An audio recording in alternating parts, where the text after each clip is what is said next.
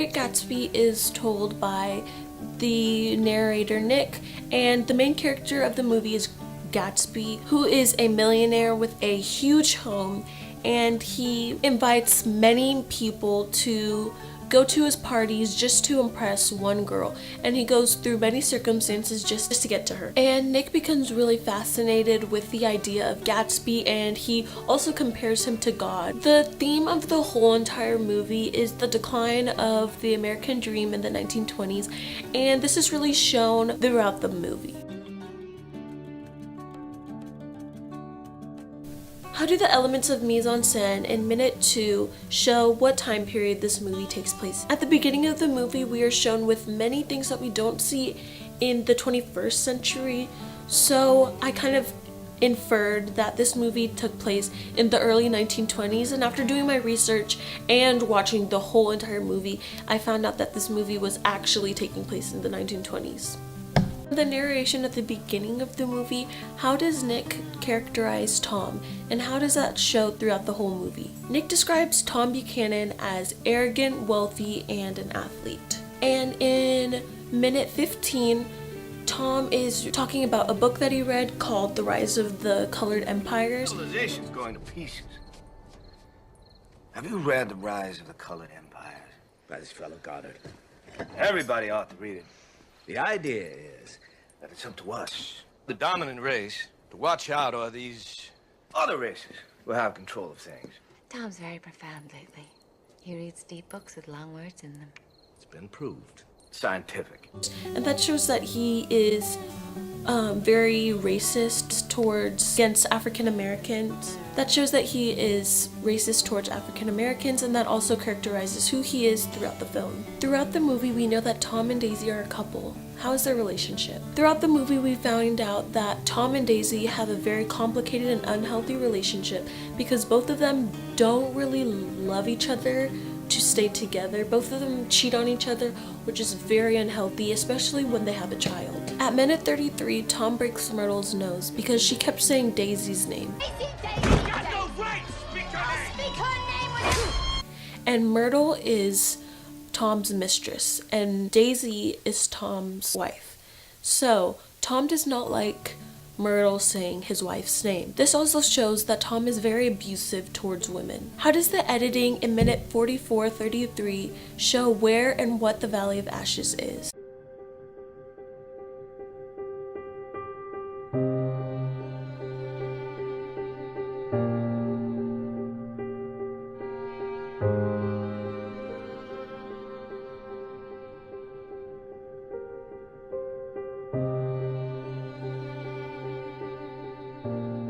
Watching the movie, we find out that the Valley of Ashes is a huge trash dump that many poor people live in. And later in the movie, we find out that Valley of Ashes is depicting what the American dream is and how the American dream is rotting. In minute 51, we find out who Gatsby is and why does he throw extravagant parties. Drunk.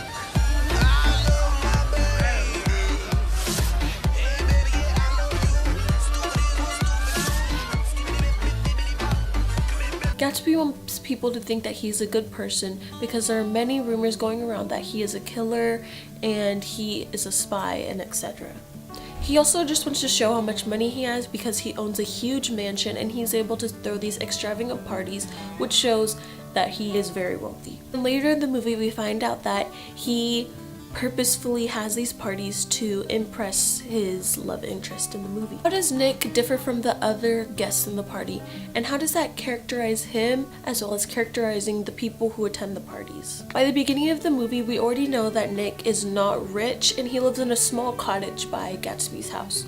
So we already know that all the people who attend the party are way richer than Nick, and that's one factor of how he differs from the people who attend the parties. Also, the people who attended the party were very drunk and they were more crazy than The whole city packed into automobiles, and all weekend, every weekend, ended up at Gatsby's. Served, and he got more used to the party after being there for a certain amount of time. At 1 hour and 6 minutes into the movie, how does the montage of people whispering about Gatsby have a significance to the plot? While we watch the movie, we notice that there's a montage of people whispering about the host of the parties, which is Gatsby, and the things that they're saying are just rumors, and they're soon to be proven not true. Some of the examples of what they were saying was that he was a spy, he killed a man, and these allegations don't really match who Gatsby really is. And in my opinion, I think the purpose of the montage was to show that so many people were fixated on the rumors instead of finding out who he really was. So it's really important to show how ignorant and arrogant the people at the party were. They made their own assumptions about people, which shows their character. In Nick Meets Gatsby, how does the slow motion effect characterize how Tom thinks he is? Guys are second cousin to the devil. I'm afraid I haven't been a very good host, old sport. You see, I'm Gatsby.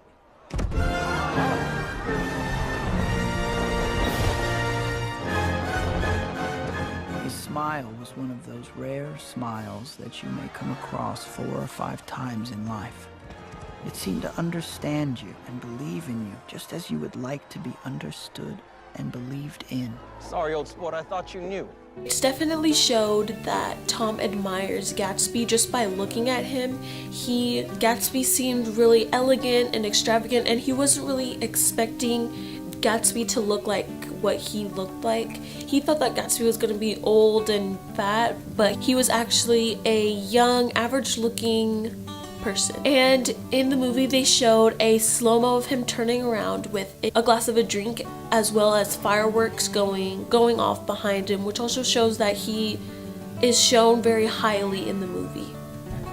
The editing effects and the montages and the dissolves show how Gatsby cares for Daisy in the scene where he was getting ready for them to meet each other. Through 1 hour and 20 minutes to 1 hour and 22 minutes, Gatsby was preparing to have a meetup with Daisy. They haven't met up in 5 years, as we found out in the movie. So it was really special, and he got her flowers. He met with her at Nick's house, and he made sure that Nick's house looked really pretty with flowers everywhere, the grass cut, cakes, and extravagant things. And it really shows that Gatsby really cares for Daisy, and it really shows that he is wealthy enough to provide a whole entire setting for just one girl. Throughout the whole movie, we see Gatsby at night always looking at a green light that's across the bay from his house. So what does that symbolize in the movie? Fear recedes before us. It eluded us then, but that's no matter. Tomorrow we will run faster, stretch out our arms farther, and one fine morning, so we beat on, boats against the current. At the beginning of the movie, the green light symbolizes what Gatsby wants and what he's desperately reaching for, because we see him reach for the green light even though it's too far away.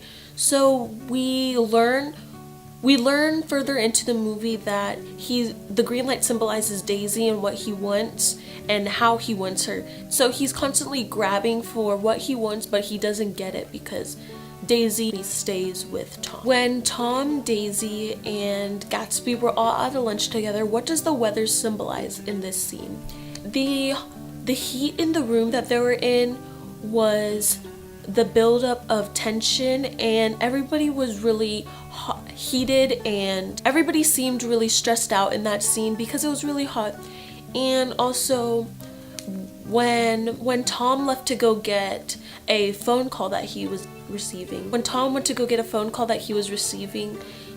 Daisy and Gatsby decided to act intimately with each other. So that really shows he stands for passion, intimacy, hate, jealousy, and a bunch of different factors that happened in that scene. In the Valley of Ashes, how does Nick describe the watching eyes of Dr. Eckelberg on the advertisement?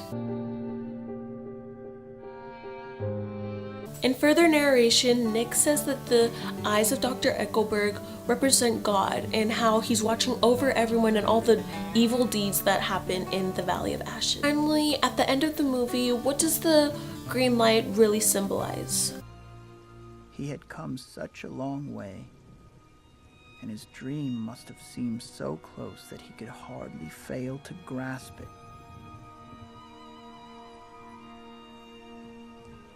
But he did not know that it was already behind him. Gatsby believed in the green light, the orgastic future that year by year recedes before us. It eluded us then, but that's no matter.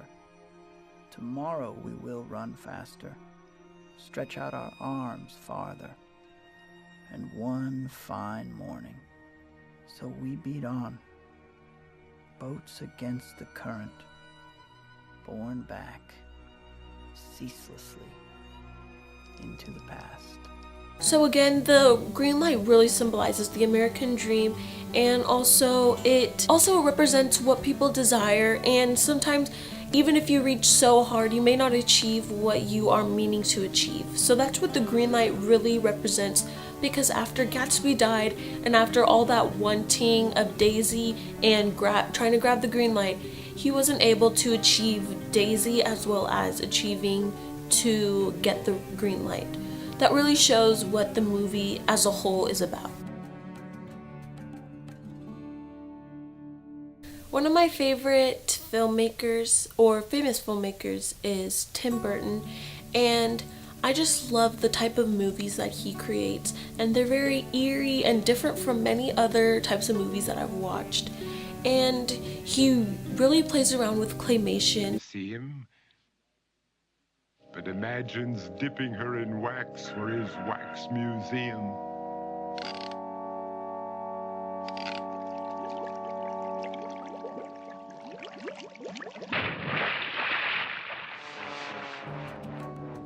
And he always has a dark side to movies that he creates. There are specific movies that I remember that I used to love as a child and I still love now. He's able to create movies for all ages, and some of the movies that I truly remember are Alice in Wonderland, Nightmare Before Christmas, and Charlie and the Chocolate Factory. And all of these movies have like a kind of scary feel to it. So I really enjoy those types of movies, and having a filmmaker who creates movies for almost all ages is really interesting. And if I ever wanted to be a filmmaker, I would try to strive to have those elements in my movies because I feel like those are really interesting. I remember in one of my film productions that I made last year, I tried to make it a little creepy, and it didn't really turn out well, but I still had the inspiration from Tim Burton to make a movie that was kind of in his mindset. Wait, Stella, hold on! It's not what you think! Stella, wait! It's Catherine, run! Stella!